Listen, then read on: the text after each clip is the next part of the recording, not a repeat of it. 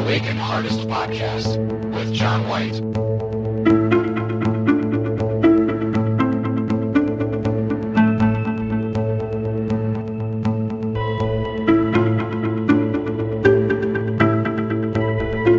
Hello, everyone, and welcome to another episode of the Awaken Hardest podcast. I am John White, the Awaken Hardest. Well, it's been a couple weeks since I have put out an episode.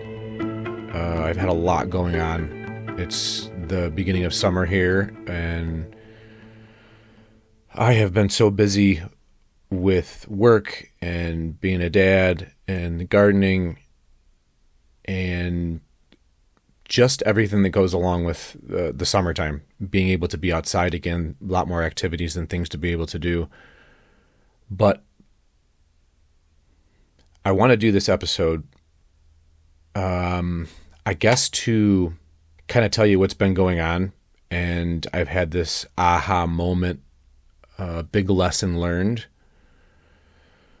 or a big realization of a lesson that I really need to work on and focus a little more energy into, in a way. Let me go back, I would say around February or so. I started having issues with my water heater. The water heater would just go out. I'd go to get in the shower. One of the kids would go to get in the shower, and it was just cold water. And realized that the pilot light kept on blowing out. Now, I don't own the house I'm in. I rent it. And my landlord is not very good at getting things fixed. In the 5 years I've been here, I have taken care of pretty much everything. And whenever a problem arises, I fix it myself. I have a background in construction and repairs and things like that, so I'm very familiar with being able to take care of things at home on my own. But sometimes, something major like a water heater going out is out of my hands. And in this situation, I thought that's what was happening. The problem kept on going on for, a couple months. Well, up until about a month ago. It was annoying, to say the least. Very frustrating. I want to get into this series of these unfortunate events that have led up to this realization. And that was kind of the beginning of all of it. At the time, I really thought, okay, I need to get out of this house, which I still want to get out of this house. I want to buy a house, but the opportunity is, with the housing market being in the way it is, I don't want to overspend on a house that ends up hurting me in the long run.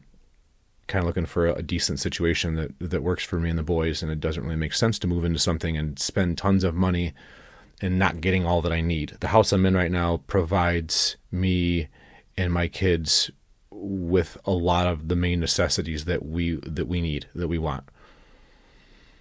Not everything that I want, but it is what it is for the time being. And at that time when the water heater went out, or was going out here and there, I really thought that was the beginning sign of let's get the hell out of here.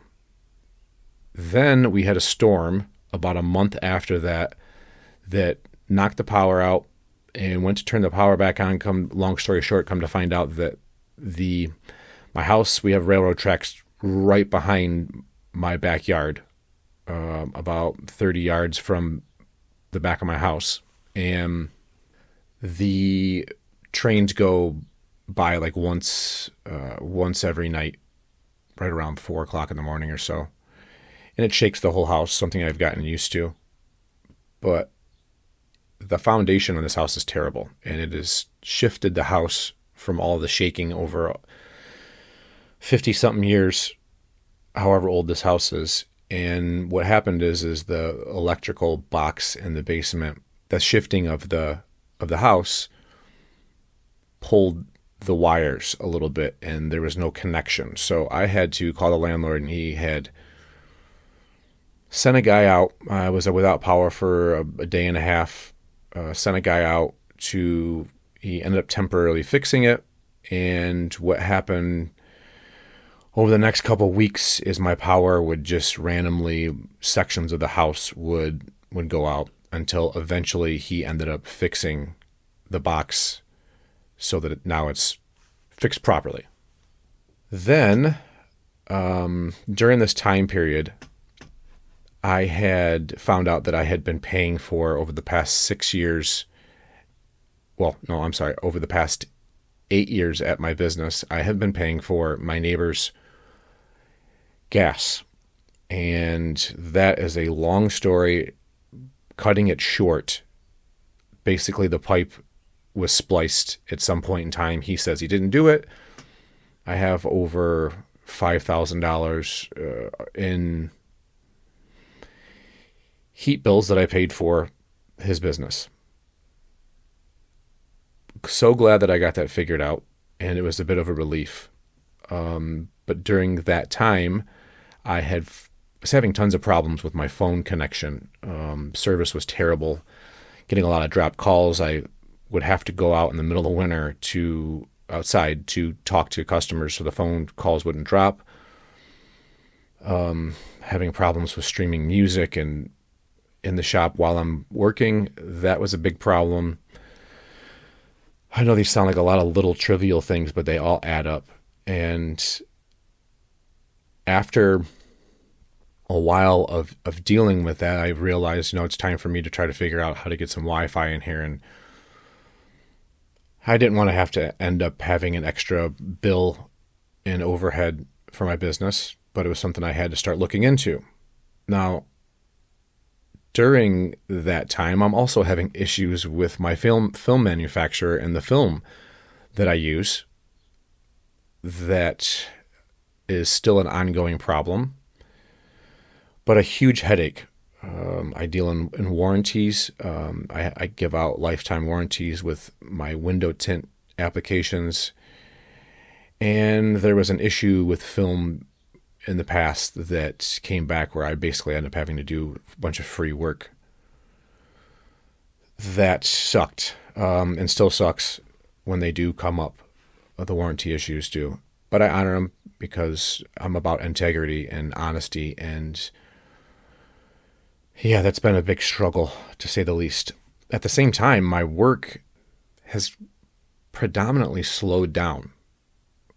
May usually is a very busy time for me. Right after tax season is usually when everything picks up. The winter months here in Ohio, not a lot of people need window tint, but when taxes come out, or the taxes are being distributed, the refunds, or whatever they're called. It's been a long time since I've gotten one. That's usually when things pick up. And things didn't pick up. I had some of the worst months from March, April into May that I've ever had, in going on 9 years of business. And things are a little bit tricky for me because year 5 is when you're supposed to be making money, finally. And year 5 for me was COVID. So it's hard to gauge exactly what I should be making and what I shouldn't. But work has been slower than usual. And yeah, that's been very difficult for me to deal with.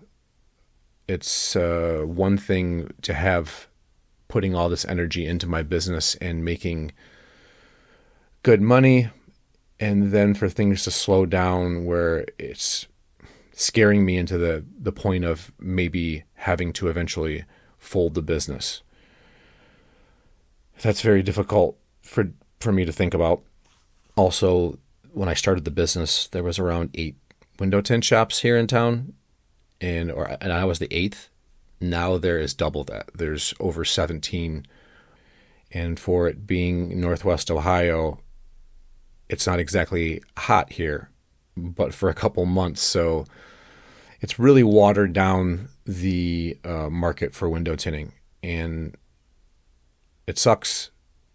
A lot of people are wanting to go into business for themselves, but it's not very smart to go into a market that's already watered down and just keep on adding to it. It really just hurts everybody overall. So it's a matter of survival of the fittest in the long run. I hope that I will survive this. And yeah, it'll turn around. I'm hoping. But at the same time, the economy is what it is. People aren't spending money as much. So there's a lot of factors into that have added to it quite a bit of stress for me and worry and anxiety. Through all this, I'm continually having phone issues. Very stressful, dropping calls, missing out on possible customers. Then I realized it's time for me to set up some kind of Wi-Fi and get the Wi-Fi set up at my work, bite the bullet, spend the extra money. And right as I'm trying to get this all figured out, who I want to go to, what company I want to use, who has the best Wi-Fi, most reliable, I realized that, let me backtrack a little bit. I also had talked to my service provider, and they had informed me that in my area, in the middle of the city that my business is in, there's 250,000 people. And the one area that I'm in does not have 5G towers yet. They haven't upgraded. So that's why I'm not getting good service inside of the building. So I'm trying to figure out who to go through.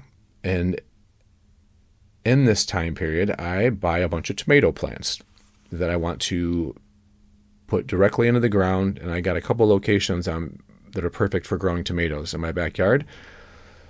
And I was in a big hurry, and digging, I snapped one of the Wi-Fi lines underground, which turned into a gigantic problem for me. They wanted to charge me $100 for the line that was just needed to be spliced back together. Blah, blah, blah. My fault. It's my impatience and not taking the time and paying attention that caused the problem. But the company that I go through, just the customer service was just horrendous in trying to get it all set up. And they happened to be the only company that provided Wi-Fi for my shop. So I'm dealing with this debate of do I want to go through this company and have to deal with even more problems? I go through my home service. Do I want to do this at my shop? So I said, fuck it, let's do it. I need this to stop being a problem every day at work. And I schedule the appointment, or I call to get the Wi-Fi set up. The lady I talk to sends me over to somebody else that does the scheduling through email. That person tries to schedule me a month out to get the Wi-Fi set up. I explained to her I thought this was in a couple days. So then they reschedule the appointment to a week out, and I said, fine. Week comes, and I'm supposed to be waiting at work between 8 to 4 for them to come install the service, and no one shows up. I call. The lady never actually rescheduled the appointment from a month out to a week out. She apologizes. I am very upset, and then she schedules another appointment for days later. Finally get the Wi-Fi, and that is a big relief. So I promise I'm getting to a point of all of this. Then I get the Wi-Fi set up. Within that week, I think I got the Wi-Fi set up. Yeah, this is last week. The beginning of last week, today is the 23rd of June, and it's a Friday. The beginning of last week, my son was first inning of a baseball game. Had a bunch of family come out to watch him for the first time. He's 12 years old, and he hits a RBI double in the first inning, big play. Then he steals third, and then the next batter bunts. And as he bunts, my son is running home, but looking at the ball, and he misses home plate. He turns around to extend his leg out to touch home plate, and he ends up fracturing a fragment of his tibia, ends up floating around in the very top of his tibia, like in his knee area. And this was tough. We didn't know right away. We just thought maybe he had sprained it or something, but his knee had swollen up really bad. And if you follow me on Instagram, you can see the pictures of how bad it was. Long story short there, he ended up needing, the doctor called it an ACL procedure. Well, he said it was like an ACL surgery. He had to go into the knee and screw down that fragment that was floating around.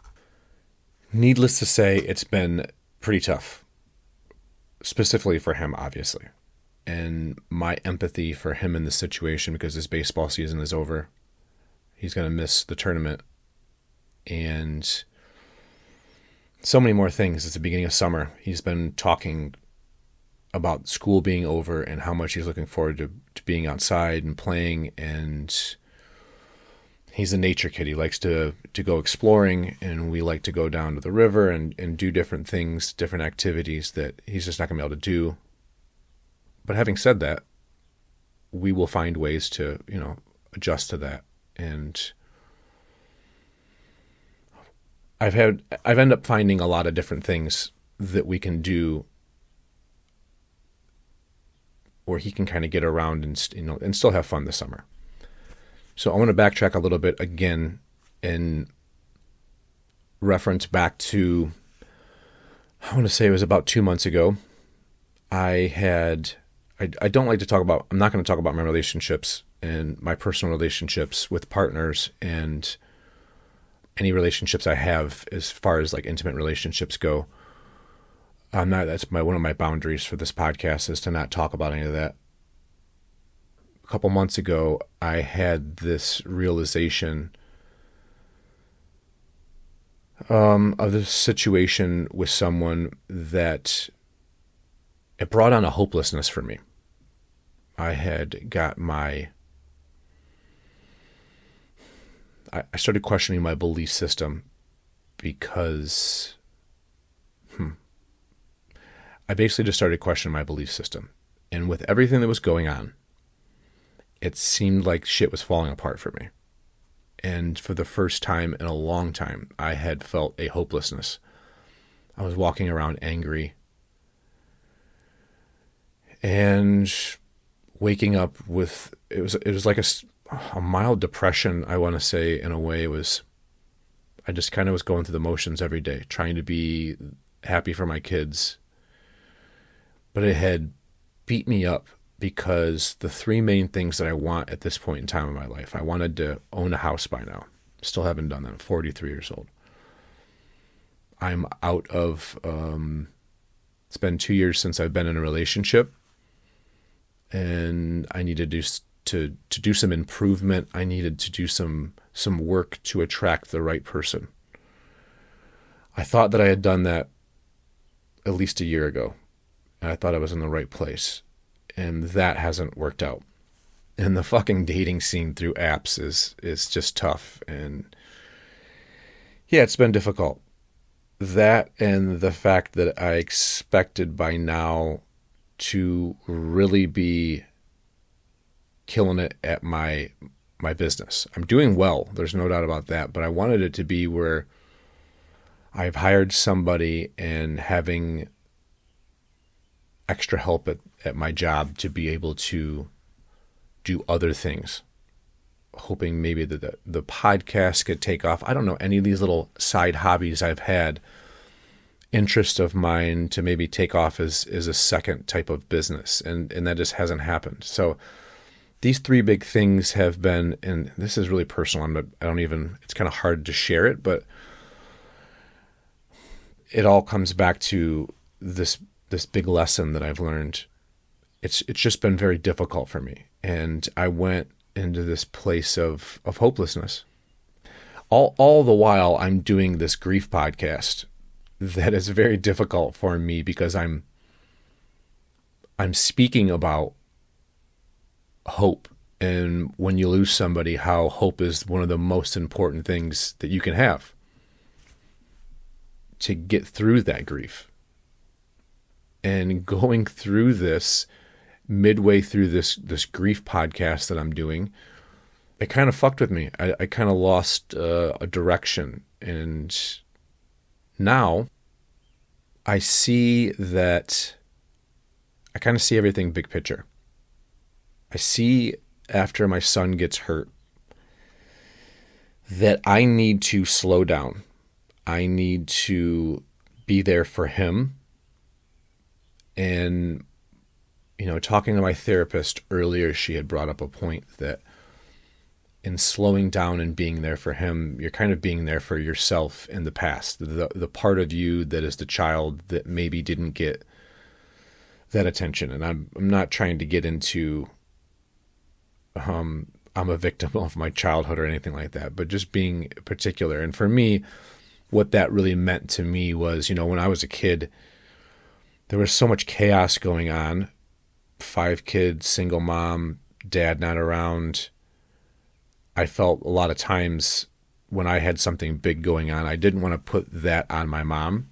So I would just keep it within myself and never ask for advice or help, because I didn't want to burden my mom anymore and pile more on her. Because the environment that we grew up in, it was, of course, this terrible thing would happen. Of course it would. There's something else bad right around the corner, I'm sure. And when my son got hurt, I had mentioned to him that he's about to experience a whole different strength that I've never experienced in my life. My strengths come from emotional and mental experiences in my life. I've never, besides hurting my back pretty bad back in the day, I've never had a major surgery or anything, knock on wood, that I went through, something traumatic for him, the way that he's going through it, and that it's going to bring a strength out of him. And when I was telling him this, I started to realize in the first couple of days that it was really hard for him because he didn't want to have to be a burden on anybody. He didn't want to ask for help. I know the type of person, both of my boys are just like me in the sense that they don't want to ask people for help. They just want to do things themselves. And there's a whole lesson in that for them, for him, and for me, a reflection on that. And that right there reminded me of being a kid and how I didn't want to do that to add to my mom and all her stress. And that my instinct instantly when he got hurt and over the first couple of days was to not think about how this was going to affect my summer and how much it was going to change me being a dad, going from a very self-reliant 12-year-old to him not being able to do half the things that he normally does and have to help him in doing that. I was proud of the fact that my instinct was to relax and take it all slow and just be there for him emotionally, mentally, and physically. And I'm proud that my natural reaction to the situation was to not freak out and start thinking of myself, because the past me would have probably thought about myself first and how much it was about to inconvenience me for the entire summer going forward and the things that I wanted to do. But I didn't. All I wanted to think about was ways to make the summer better for him and to make him more comfortable in whatever way I could.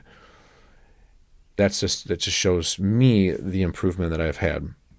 And looking at the situation overall, it really, and this is the big lesson, this is the thing, it made me slow down, because typically I'm very fast-paced and I can be intense. I didn't want to be that in this situation for him. I wanted to be calm and relaxed and be his strength through this, at least that first week for sure, when we didn't know what was going on, and before the surgery, after the surgery, all the uncertainties. I wanted to be able to be that calm that he needed, something that I've not been able to do in the past for myself. I think I've been that for my kids when they've needed it for the most part, but I definitely could see the difference this time. And what it made me realize is I need to slow down and stop being so impatient. I need to start to have more gratitude for all of the things I take for granted. And this is the water heater, the electric, my phone service, the Wi-Fi, all of these small things we take for granted every day. The fact that I have a garden and what that does for me, it's my moment every day when I walk around and I'm watering the plants, I'm checking on them, learning about how they're growing, about them individually and how they're adjusting according to the amount of water, sunshine, the nutrients that are available, all of these things, it puts me in that place where it's like a meditation. It's a gratitude moment. And a lot of times I don't slow down and just appreciate what's around me. I have a swing in my backyard, and I've learned lately these small things that add up to just sit there in that swing and enjoy all of my hard work and do some reflection of the hard work I've put into my business. It may not be where I want it, but it's providing for me and my boys to have a secure, stable life that I never had growing up. I may not be in the relationship or have the relationship that I want, and the loneliness, sure, it kicks in sometimes, but I still have my boys. I got my dog and a cat. I have a home that, sure, it's falling apart, but I still have a safe home that a lot of people don't have. A stable home, a good school system that my kids get to go to. All of these things that we tend to take for granted until they're gone. And when the injury happened to my son, it freaked me out. You know, the night before, knowing that they're going to give him anesthesia and put him out, my anxiety went through the roof. I started thinking of because of my past situations, I started thinking about what happens, how does he react to the anesthesia? What if he doesn't come out of it? And I couldn't fall asleep. And it turned into a whole another level of anxiety for me. And the next day during the surgery, his mom and the doctor said it was going to take about an hour and a half to 2 hours for the surgery. And her and I went to get lunch down in the cafeteria while we're waiting, and our little pager goes off. It's only been an hour. I'm freaking out, running upstairs, thinking that the worst has happened because they said an hour and a half to 2 hours, and the doctor had just finished early.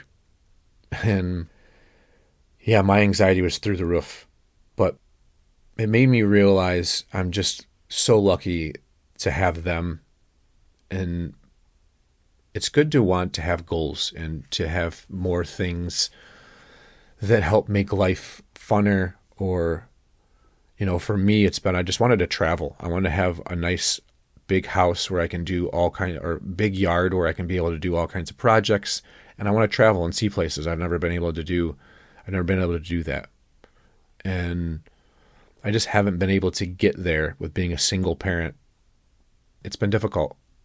Like I said, I'm good enough to be able to provide and be able to do some fun things and live a happy life, but I'm not to the point where I can travel as much as I want to and see places. I started last week, every morning when I wake up, and this kind of happened by accident, I started to envision my day. And what I do is I envision the way that I want my day to go. And as I think about my day, if I get to a point, because I tend to do this, I get to a situation, I may start to think of the bad things that could go wrong in that, and I'll start over again until I get the entire day right, the way that I want it. And it has gone so close, almost every day, to the way I planned it out. Even the day when the Wi-Fi company came to install it at my shop, I had thought 10:30 would be a perfect time if they came then. And what do you know? They came at 10:30, and because I had an appointment, I had to leave the shop by 1:30. I asked them, and he said, yeah, we can have it done by 1:30. And they finished up right at 1:30, and I was still able to make it to the next appointment. So it was just one of my realizations of like, wow, I can make this happen. Now today, the way I'd manifested today, it did not work out at all. And that's fine. But I put a lot of negative energy into the thought of how this day was going to go, the beginning of it at work. It also ended up being a positive. It made me realize something. I'm not going to get into specifics of it, but it also made me realize that my calmness, I had a problem that I'd never encountered in the 9 years I've been in business almost here. And I handled it in a way that I never I typically get tons of anxiety over these types of issues, and I handled it nice and calm. I didn't get living in the future of what could be and what could happen and all of that. I just calmly handled it, and I kind of didn't have I just didn't give a fuck. It was like I did everything I could here. It is what it is, and didn't stress out over it. And I'm glad, because it all ended up working out. So to wrap it up, I'm very excited about, I don't know that I'm excited. I know that's the wrong word. I'm proud to be in the place I'm at. And now that I have slowed down and started having, and this is something I've been working on for a while, and I will continue to work on it. It will be a work in progress for sure. But I get it. The universe has sent me tons of signs to just slow down and be grateful of what I have, what I already have. And I believe with that, a lot of times the things that you're looking for, if you're not looking for them and really trying and forcing them into your life, the right things will come your way. If I just sit in gratitude with what I already have and lay the groundwork, the hard work to get the house, the relationship, the career that I want, it will all come. But I have to live and be grateful of what I already have. And I wasn't doing that before. So I'm going to continue to practice this gratitude and enjoy my time with my kids while they are at the age that they are at, and appreciate what I got, because I do have quite a bit to be grateful for. And more importantly, I have access to having fun and being around family and friends when the opportunity comes up, or when I have the energy to. And so going forward, I really have to take a break from this grief thing. And I don't know that I'm going to take a break from it. I don't think I'm going to do these grief podcasts anymore, at least by myself. Sorry about all the creaking and my chair. I need a new chair for this podcast, but I need to really put some energy into going forward the podcast with having other guests and talking about grief and just life in general, just kind of having a conversation and continuing to set that up and put energy towards that. I have a lot of energy I had to put towards obviously helping my son, and this is the busy time for my job. And that, by the way, has picked up. In the past 2 weeks, things have changed, and I'm booked 2 weeks out now, which is great, which is what I should be. As soon as I started to relax, things started to kind of come my way. So a lot of these things ended up working out, the things that I worried about. And the water heater hasn't been a problem. The electric is fixed. The snapped line in the backyard, the guy ended up coming and fixing it for free, and I didn't have to end up paying for it. Just all these things that I had worried about that I didn't need to made me realize I just need to, again, be grateful. It's coming up on a year since I first released the first episode of the podcast, and a lot has changed. It's definitely become, I have a problem with being too anal about the editing process, and it takes up so much time. I'm also getting to the point where I don't even know that I'm going to edit this that much. I might just put this out and say, who gives a shit? That's really difficult for me to do, but just leave it raw, and it is what it is. Sorry for the little clicks that I have sometimes that you'll hear, and my ums, but it just takes too much time. And I think that it's more important just to put the podcast out, let it be what it is. I'm not perfect. It is what it is. I appreciate all of the feedback. Hopefully, you can connect with me again. Please connect with me through Instagram. Primarily, that's what I use as far as social media. If you go to the website, you can see the email address. You can email me, whatever's easiest for you. But I love the feedback from everybody on these episodes. I've made quite a bit of new friends through this podcast. It's been great finding people out there that have similar interests and outlooks on life. I also think as the podcast goes on, you're going to see a little weirder side of me. I want to get into a little bit of the metaphysical stuff that I'm really into, that I've been a little worried about talking about. but it's a large part of my life, and it's going to become more of my life. Yeah. So again, I appreciate you listening. Be sure to follow me on Instagram for all the latest updates on the podcast, and hopefully talk to you later. If you'd like to learn more about me and my experiences, follow @AwakenHardest on Instagram or visit the website awakenhardest.com.